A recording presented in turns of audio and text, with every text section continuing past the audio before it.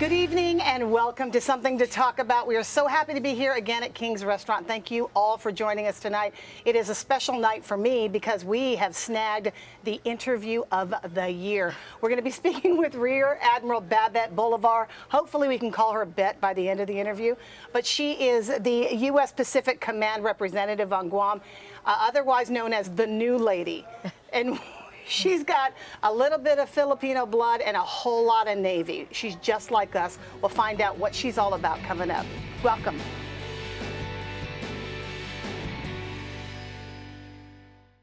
Just watching the last interview I did, I'm a total moron. I was like, hi. I forgot. Good evening and welcome back to Something to Talk About tonight. You see her, and I see her in the flesh. You see her on television. This is Rear Admiral Babette. Can we call you Bet or Bolivar? Okay, please, Bet call me Bet. Can I? Hi. Half a day. How cool is it to be you right now? It's a blessing.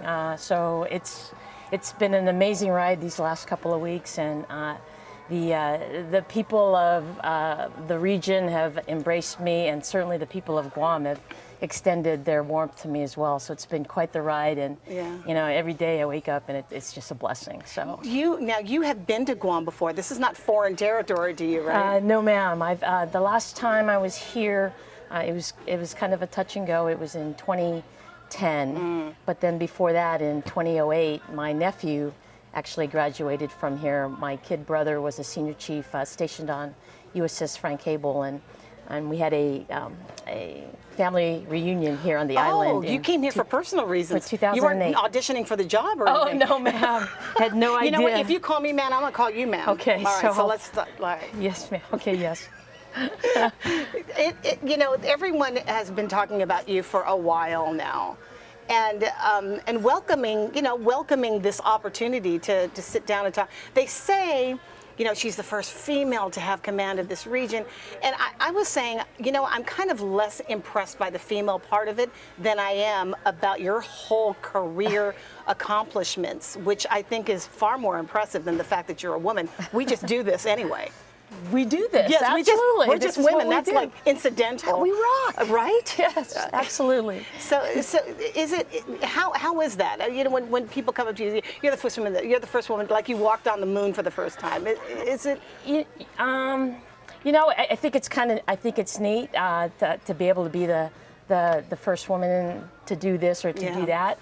But in the end, you know, it's mainly what it comes down to is why I'm where I'm at, and what it boils down to, it's the people out there who have helped me throughout my career. I mean, this is definitely not been a one-man show. It's been the folks who have I've worked with, and the folks who have mentored me and kind of brought me along. And so it's neat, and I think it would be neat for not just a female, but for anybody who achieves a leadership role.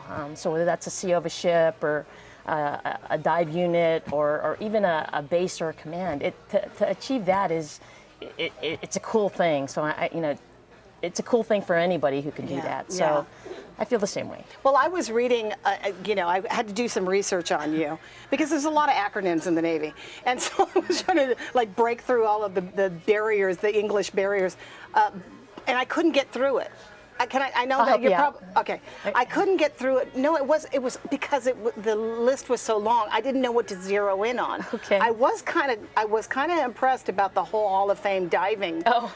That was that 2009? Something like that. Something like that. So was that an impetus? I mean, I'm sorry. Was that a great accomplishment that led you to other things, or was that just part of the whole journey? I would say it was just part of the journey. I didn't even know I was being, at the time, didn't even know I was being nominated for it. And the Women's Diver, what is it, the Women's Diver Hall of Fame? Yes, ma'am. Yes, Patty.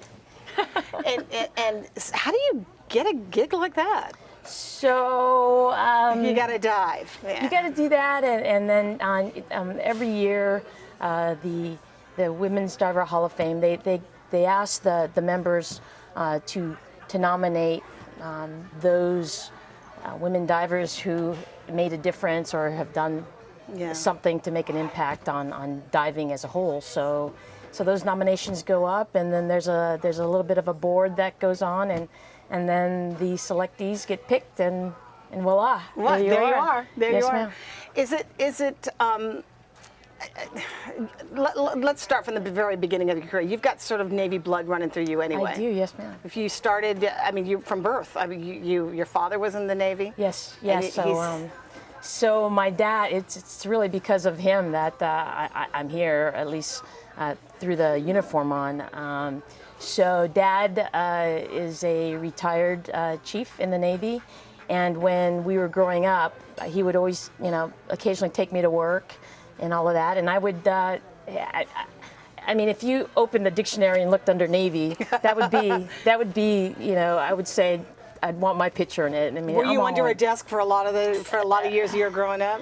Under a desk with your father taking you to work? No, he didn't hide me. He took me around, and he introduced me to the folks who made it happen. At the time, as I was growing up, he was in charge of an officers club. And then as I grew older, he was in charge of the commissary. But and he taught me early on, it's the people who make it happen. And so I, when he took me around, I immediately wanted to wear the uniform, and I didn't know it was going to be the officer route. In fact, I quite frankly thought I was going to be a chief, just like Dad. Well, look at that. Yeah, and so he was actually talking to my kid bro one time. I was actually washing dishes, and he was sitting down with my kid brother, talking about Navy, and telling him about, hey, this is an opportunity, blah blah blah blah blah, and then he told my brother about this little college on the East Coast. So I'm washing dishes and listening in the back there, and Dad was talking about Annapolis and all of that. So I didn't tell him that I was listening or eavesdropping, but I want to say within a week after that conversation he was having with my kid bro, I went to the closest base, which at the time was Moffett Field. I touched base with a blue and gold officer and asked him about this academy thing, and Come on, is it as simple as that? There was a bunch of paperwork that needed to be signed and all that, so I said, well, give me the paperwork, and filled all the paperwork out, and after dinner one day, I asked my parents to sign it, and they looked at me like I was, I had a third eye on my forehead. Yeah. But and my dad and my mom, they didn't want to sign it because they wanted me to sleep on it or think about it, and want to make sure that that's what I wanted to do. And I said absolutely. And wow. So they signed it, and then the rest is history. Yeah, it could have been a cult, but you went to the Navy, so that's a whole different thing. Yes. I think a lot of people, sight unseen, could relate to you. I think it's because of the Filipino thing. There are a lot of Filipinos. Yeah, that's what I heard. Right. Who knew? There's a lot of Filipinos that came over from the Philippines back in the day, and then suddenly appeared in Guam. My grandfather being one of them, having been he's a retired Navy guy.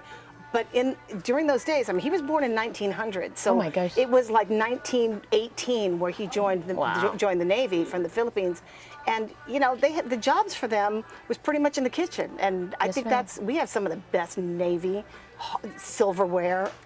I think that's probably still in our Chinatown. Please, U.S. government, don't come after me for this one. But we have that hard porcelain with the ring around it. I hear you. You know what I mean? I think there are a lot of families. I've seen it. Yeah, I've seen it growing up. Right? Yes, ma'am. Yeah. But do you get that people in Guam feel a little more attracted to you because of the Filipino connection, or?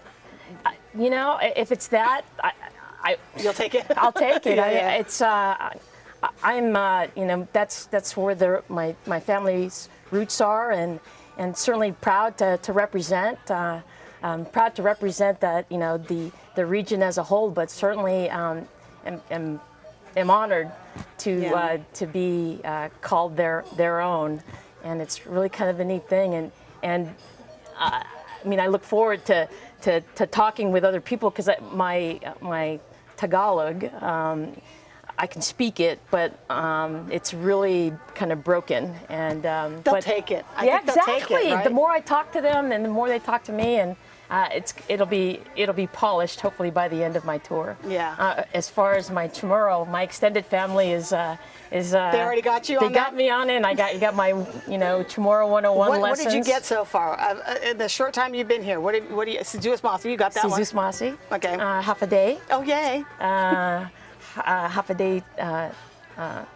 Hamzu Todu. Okay. No bad words yet. No, I okay, hope that's not. the second half of your tour. Yeah, we'll Right get you on that one. Is that year 2? Yes, Yeah, so that'll be year 2. Okay, Actually, it might come in sooner because sometimes we just can't hold back. But we'll do what we can to keep it clean. Well, they're testing me, so Yeah. I get my test periodically. And, Good. But my goal, our goal is to learn the national anthem, right? Okay, we will. I'm going to work on that because I don't know it yet. I don't have confidence. Can we do it? Confidence. You'll do one phrase. I'll do one phrase. It. Okay. I know. Easy day. We're in. Easy day. Listen, we're going to come back. She's got a tall order. This is in this region, it's a tall order. A lot of things that are happening in this area, and there's a renaissance in Guam, and we'll talk about her feelings on that and just being here as the new lady. Well, come on back.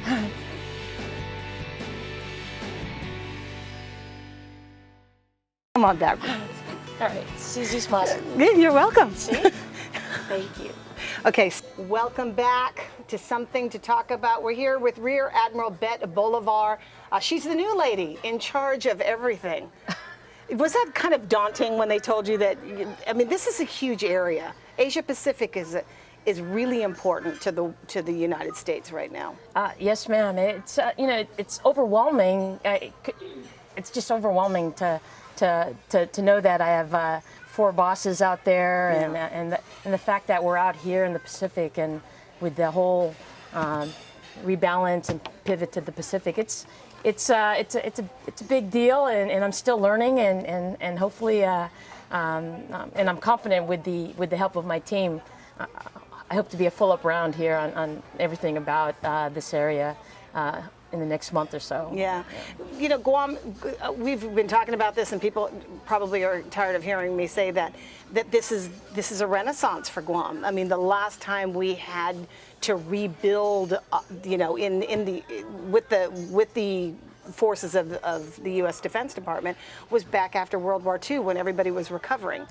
And this is the next big thing. I'm sure that you have known about the trials and the tribulations and the challenges to get where we are, but we are where we are. Yes, ma'am. And it is happening, and there's a great amount of excitement. There's a great amount of hope, and especially that the money is going to come in, because that's all certainly part of it for both the United States and for Guam to rebuild or to build this economy.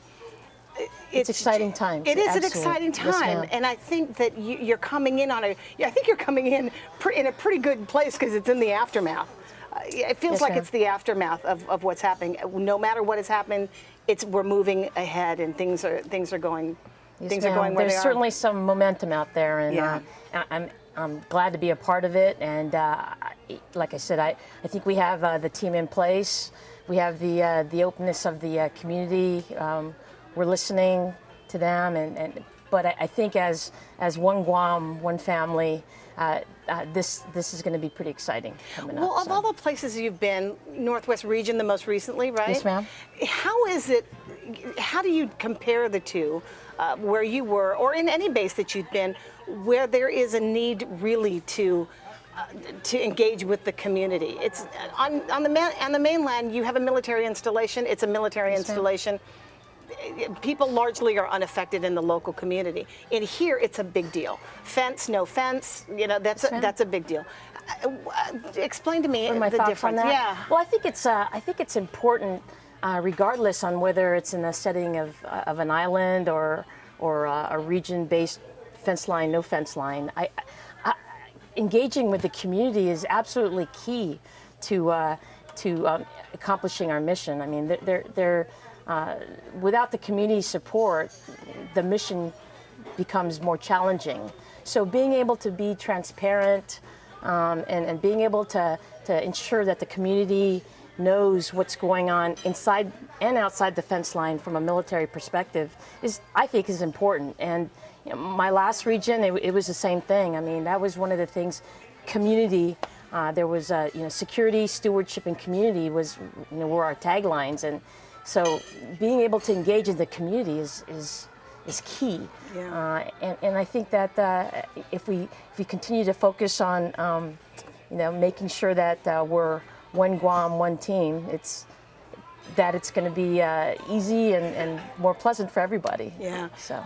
But you're in command of much more than that. I mean, they're talking about big percentages of Navy forces, big percentages of airstrike forces in this region. This is Joint Region Marianas.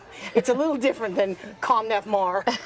It's everybody. I mean, it's everybody under one command, which is much different than it has been in years past. Yeah. Joint Region Marianas is the only joint region in the world within the Commander Navy Installations Command. So it's challenging in that sense, but it's cool in that we have all the other services integrated. My partner in crime, Brigadier General Toth, he's the man up there in 36 Wing. So he's fairly new here as well, and we've established a pretty good relationship. So it's kind of a cool thing because we're leveraging off each other's services, and we right off the bat we found that synergy. So it's kind of that's good. It's going to be a it cool helps thing. to get along, doesn't it? Oh, absolutely. Yeah. Marines coming to Guam. Hoorah! I think that's a cool thing as well. So we have we're working up the infrastructure to make sure that that transition is going to be smooth, and it's going to be pretty exciting times, and I look forward to being a part of it.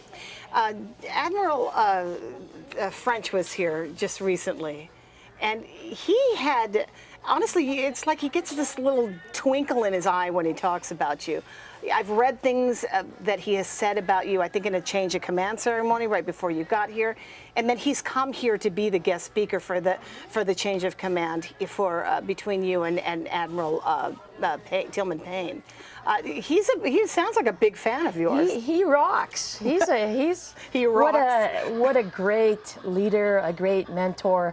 I was blessed to be able to serve as his chief of staff in D.C. and it was, I mean, there's always a swirl in D.C. and I got to see the boss in action. He's an amazing leader, and I learned so much from him. And when I made Admiral, and he told me where he was sending me, it was interesting.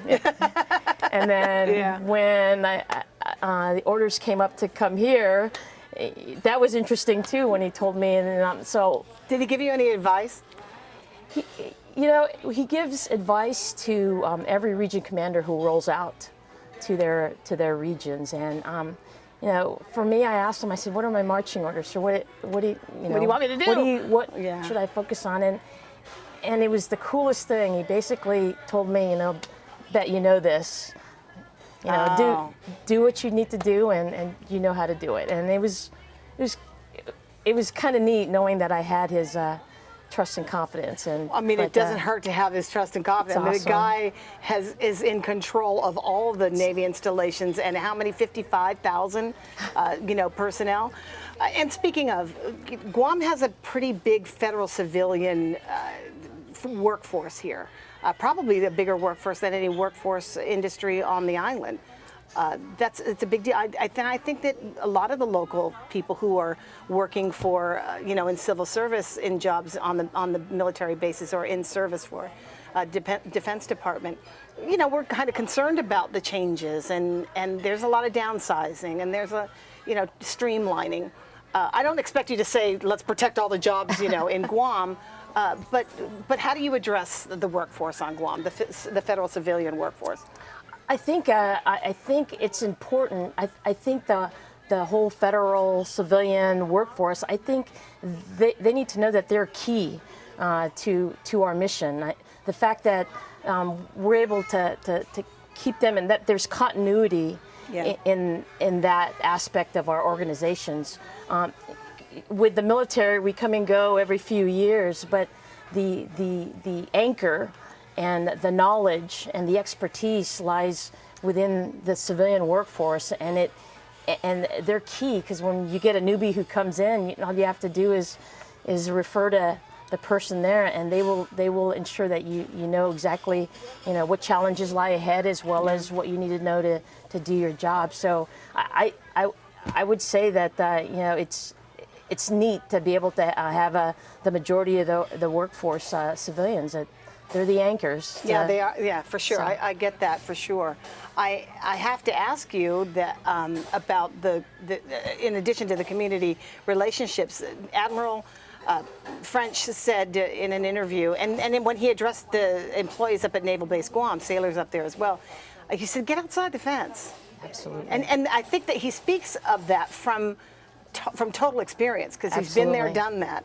But he was encouraging, get outside the fence. A lot of these guys are coming in for a very short time, and and you're here for a short time as well. 2 years is what That's well, what it's not No, I think it's cool. My last set of orders were for 2 years, and I didn't get to do the whole thing. So I'm hoping that that I get to stay with you and do more of these over the next 2 years. But but I think that there's a big importance. Do you think that there's a big stress on integrating somehow or another these relationships? I think that I think we need to market the island of Guam a little bit better when it comes to telling our airmen, our soldiers, and our sailors, what's available for them here. The island itself there's so much history behind it, and I haven't been able to go out to all of those historical sites. I look forward to even more so when my family comes, and as I knock out all of the things that I need to know, I'll have more time to go out and actually do some hiking and look at all the plaques and kind of look at the topography, so I can figure out where the landings were and all that. So that, and then the fact when you get outside the fence line, you have the fiestas, and you have the families who take you under their wing, and the military folks here, they have so much out there that they need to enjoy, and what it comes down to, it's just the people of Guam and the rest of the Marianas Islands who are willing to extend that hospitality to our young servicemen. So it's kind of cool. Rear Admiral Bet Bolivar is with us. We're going to take our last break, and we'll come back, our final part of the conversation. Come on back.